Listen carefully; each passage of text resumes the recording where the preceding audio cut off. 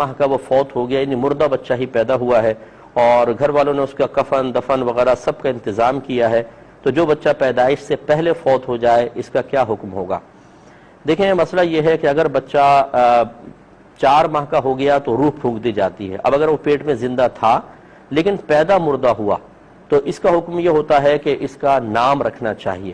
لیکن اس کا کوئی غسل یا کفن دفن نہیں ہوتا کیونکہ وہ مردہ پیدا ہوا ہے۔ ہاں اگر وہ پیدا ہو کر ایک بھی سانس لیتا تو پھر اس کا غسل بھی تھا، کفن دفن نماز جنازہ سب چیزیں تھیں، لیکن جو بچہ مردہ پیدا ہوا تو مردے کی نہ نماز جنازہ ہوتی ہے نہ اس کا غسل اور کفن دفن وغیرہ ہوتا ہے۔ اس کا حکم یہ ہے کہ صاف کرنا چاہیں تو صاف کر کے کپڑے میں لپیٹ کر اسے قبرستان میں ضرور دفن کر دیں، ادھر ادھر نہ پھینکیں، لیکن اس طرح کا اہتمام کی حاجت نہیں ہوتی۔ اور نام ضرور رکھیں کیونکہ بروز قیامت بچے کو بہرحال زندہ کیا جائے گا اور اس کو نام سے پکارا جائے گا، اس لیے بے نام اس کو نہیں دفن کرنا چاہیے۔